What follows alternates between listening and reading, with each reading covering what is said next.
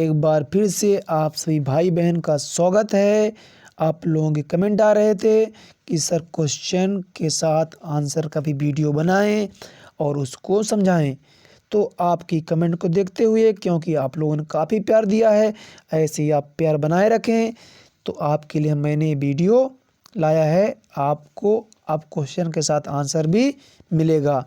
तो आपका पहला क्वेश्चन काफ़ी इम्पोर्टेंट है। तो अगर आप चैनल पे नए हो तो सब्सक्राइब कर लेना। जो भी भाई बहन हैं परीक्षा की तैयारी कर रहे हैं तो चैनल को सब्सक्राइब ज़रूर कर लें, ताकि आपको घर बैठे परीक्षा की पूरी तैयारी हो सके।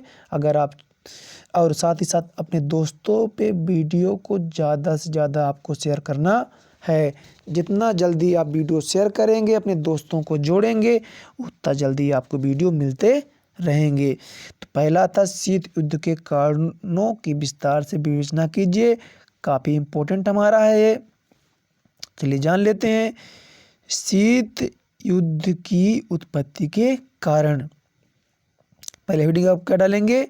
शीत युद्ध की उत्पत्ति के कारण आप क्या डालेंगे? इसमें हेडिंग डालेंगे कि शीत युद्ध की उत्पत्ति के कारण, और लिखेंगे यहाँ पे आप कि शीत युद्ध की उत्पत्ति मुख्यतः निम्नलिखित कारण उत्तरदायी थे। ये आप लिखेंगे नीचे से ना कि शीत युद्ध की उत्पत्ति मुख्यतः निम्नलिखित कारण उत्तरदायी थे। चलिए जानते हैं पहला कारण क्या था। तो पहला कारण था युद्धकालीन संदेह एवं अविश्वास। युद्ध का पहला पॉइंट क्या था आपका? युद्धकालीन संदेह एवं अविश्वास। तो चलिए इसको देख लेते हैं क्या है। तो इसमें आपका था यूरोपीय राष्ट्रों को साम्यवादी क्रांति की सफलता से गहरा आघात लगा। यूरोपीय आप किसमें था कि यूरोपीय राष्ट्रों को साम्यवादी क्रांति की सफलता से गहरा आघात लगा। सोवियत संघ पश्चात देशों के सत्तापूर्ण व्यवहार को विस्तृत नहीं कर पाई, है ना। पहला क्या था? युद्धकालीन संदेह एवं अविश्वास। तो यूरोपीय राष्ट्रों को साम्यवादी क्रांति की सफलता से गहरा आघात लगा। तो सोवियत सरकार पाश्चात्य देशों के शत्रुतापूर्ण व्यवहार को विस्तृत नहीं कर पाई। दूसरा तो क्या था? सैद्धांतिक मतभेद थे। दूसरा पॉइंट क्या था बेटा आपका? सैद्धांतिक मतभेद थे। तो शीत युद्ध को विकसित करने में परस्पर दो विरोधी विचारधाराओं का भी योगदान रहा। इसमें क्या था? दो विरोधी विचारधाराएं थी, एक दूसरे के उल्टा थे। क्या था?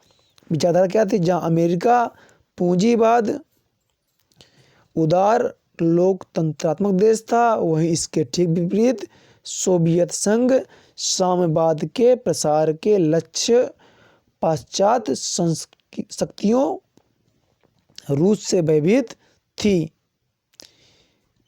और उसे सदैव संदेह की दृष्टि से देखती थी, है ना। यहाँ दो विचारधाराएं थी। एक विचारधारा हमारी क्या थी कि अमेरिका क्या था? पूंजीवाद उदार लोकतंत्रात्मक देश था। अमेरिका था पूंजीवाद था। इसके ठीक विपरीत सोवियत संघ साम्यवाद के प्रसार में लगा था। तो इस तरह से यहाँ पे दो विचारधाराएं पैदा हुई, जिस कारण से सैद्धांतिक मतभेद पैदा हो गए। ठीक है, इसको आप यहाँ से आराम से स्क्रीनशॉट ले सकते हैं, या तो आप वीडियो रोक के आराम से ले लीजिएगा। अगर आपको इसका चाहिए PDF तो आप हमारे नंबर 7987374158 पे व्हाट्सअप करके इसका PDF प्राप्त कर सकते हैं। 7987374158। जितना जल्दी आप जुड़ जाएं आपके लिए फ़ायदा है, क्योंकि यहाँ आपको बहुत सारी क्वेश्चन मिलते रहते हैं। तीसरा पॉइंट है अमेरिकी विरोधी प्रचार। तो द्वितीय विश्व युद्ध के पश्चात सोवियत समाचार पत्रों एवं रेडियो ने अमेरिका के खिलाफ जबरदस्त प्रचार अभियान चलाया। एक ये भी कारण था युद्ध का। क्या कारण था? कि अमेरिकी विरोधी प्रचार हुआ। द्वितीय विश्व युद्ध के पश्चात सोवियत समाचार पत्रों एवं रेडियो ने अमेरिका के खिलाफ जबरदस्त प्रचार अभियान चलाया। चौथा क्या था? सोवियत संघ का बार बार निषेध अधिकार का प्रयोग। जो सोवियत संघ था सोवियत संघ का बार बार निषेधाधिकार का प्रयोग, यानी सोवियत संघ ने पाश्चात्य देशों के प्रस्तावों एवं नीतियों के खिलाफ बार बार वीटो का प्रयोग करके उसके प्रस्तावों को रद्द कराया ना। तो ये क्योंकि इस बार आपका 4 नंबर का ही आना है, 3 नंबर का, 4 नंबर का और 1 नंबर का, तो आप 4 पॉइंट आराम से इसमें लिख सकते हैं। अगला हमारा क्या है, 2 क्वेश्चन काफ़ी इंपॉर्टेंट है, ये पेपर में जरूर आएगा, इसे आप जरूर तैयार कर लीजिए। अगला हमारा है गुट निरपेक्षता की नीति के प्रमुख लक्षण लिखिए। ये भी काफ़ी इंपॉर्टेंट है आपका क्वेश्चन है, गुट निरपेक्षता की नीति के प्रमुख लक्षण लिखना है। तो गुट निरपेक्ष की नीति के प्रमुख लक्षण निम्न है। पहला क्या है, पहला हमारा है शक्ति गुटों अथवा सैनिक गठबंधों से पृथकता। गुट निरपेक्षता का प्रमुख लक्षण शक्ति समूहों से अलग रहने की नीति है। पहला पॉइंट आपका क्या है, मैं आपको थोड़ा जूम कर देता हूं इसको। पहला पॉइंट आपका है शक्ति गुटों अथवा सैनिक गठबंधों से पृथकता। शक्ति गुटों अथवा सैनिक गठबंधों से पृथकता, इसमें क्या लिखना है आपको, गुट निरपेक्षता का प्रमुख लक्षण शक्ति समूहों से अलग रहने की नीति है। गुट निरपेक्षता का प्रमुख लक्षण क्या है कि शक्ति समूहों से अलग रहने की नीति होती है, पहला लक्षण हो गया है ना। विश्व के विभिन्न देशों को परस्पर विरोधी खेमों अथवा गुटों से विभक्त करने का कुप्रयास संपूर्ण दुनिया में तनाव का वातावरण निर्मित करता है। यानी कि यहाँ में कैसे कह सकते हैं अपन कि विभिन्न देशों को परस्पर विरोधी खेमों अथवा गुटों से विभक्त करने का कुप्रयास संपूर्ण दुनिया में तनाव का वातावरण निर्मित करता है। अगला पॉइंट क्या है हमारा, विश्व शांति को प्रोत्साहन। ठीक है, ये काफ़ी है, इसको आप हेडिंग डाल दीजिए कि हेडिंग यहाँ तक आपकी है कि विश्व शांति को प्रोत्साहन। तो गुट निरपेक्ष नीति का प्रमुख उद्देश्य तनाव की प्रवृत्तियों को कमजोर करके शांति की प्रत्येक संभावना का विस्तार करना है।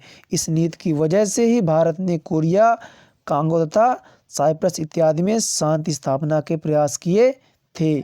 दूसरा इसका पॉइंट क्या हो जाएगा, विश्व शांति को प्रोत्साहन, यानी गुट निरपेक्ष नीति का प्रमुख उद्देश्य तनाव की प्रवृत्तियों को कमजोर करके शांति की प्रत्येक संभावना का विस्तार करना है। यानी गुट निरपेक्षता का दूसरा क्या लक्षण है, विश्व शांति को प्रोत्साहन। इसमें क्या की जाती है, विश्व शांति का उद्देश्य बनाया जाता है कि हर जगह शांति बनी रहे। तीसरा पॉइंट क्या आपका, साम्राज्यवाद, उपनिषेधवाद, शोषण एवं आधिपत्य विरोधी नीति। ठीक है, तीसरा पॉइंट हमारा है साम्राज्यवाद, उपनिषेधवाद, शोषण एवं आधिपत्य विरोधी नीति।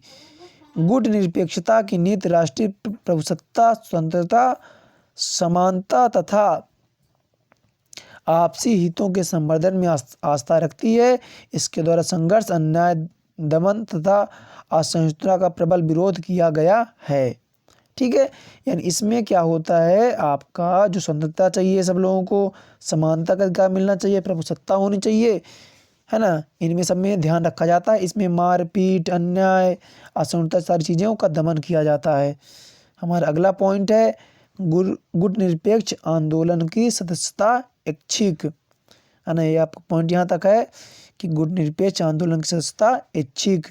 तो गुट निरपेक्ष नीति की अनुसरण करने वाले देशों का अपना कोई गुट नहीं होता है।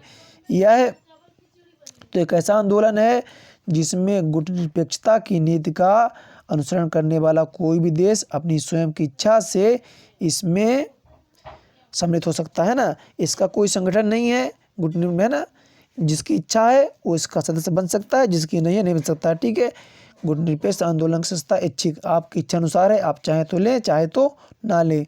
फिर स्वतंत्र विदेशी नीति का परिपालन, गुट निरपेक्ष नीति का अनुसरण करने वाले देश अंतर्राष्ट्रीय राजनीति में स्वयं को किसी गुट विशेष से संबंध न करके अपने लिए स्वतंत्र विदेश नीति के मार्ग का अनुसरण करते हैं। इस तरह से मैंने आपको बताया है। ठीक है, अगर आपको इसका PDF चाहिए, है ना, अगर आप चाहते हैं इसका PDF तो हमारा नंबर नोट कर लीजिए आप, 7987 79874158 79874158 पे आप व्हाट्सअप कर दीजिएगा अपना नाम और क्लास और सब्जेक्ट का नाम, तो आपको इसका PDF मिल जाएगा। ठीक है, और यहाँ परीक्षा की पूरी तैयारी कराई जा रही है। अगर आप चैनल पर नए हो तो चैनल सब्सक्राइब ज़रूर कर लीजिएगा। ठीक है, क्योंकि आपको वीडियो को ज़्यादा से ज़्यादा अपने दोस्तों पे शेयर करना है, तभी आपके बाकी सारे वीडियो आ पाएंगे। क्योंकि जितना जल्दी आप शेयर करेंगे उतना जल्दी इसका आपका अगला वीडियो आ जाएगा। मिलते हैं अगले वीडियो, तब तक के लिए धन्यवाद।